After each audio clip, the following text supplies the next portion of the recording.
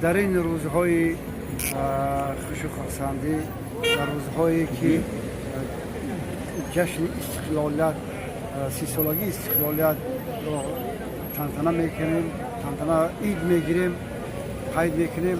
در این روزها در برابر همه موفقیت ها روزنامه خطلان رو هم از صمیم قلب برای توسل شدنش از صمیم قلب همه این موفقیت ها را تبریک و تهنیت میگویم و بگذار روزنامه هم در قطار ما کارمندان ایدئولوژیا در صف پیش باشد و در اطراف سیاست دولتداری امروزه همه ما در خدمت خلق وطن باشیم.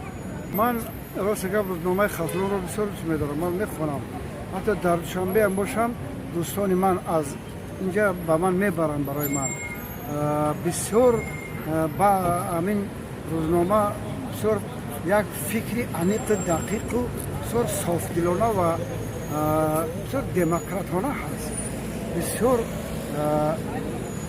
کدام موضوعی که نباشد اون موضوع را پرک شده میکند که مردم بخواند، بفهمد و در آینده در زندگی و کاربارشون استفاده کنند از این روزنامه. همه خوانندگان و بینندگان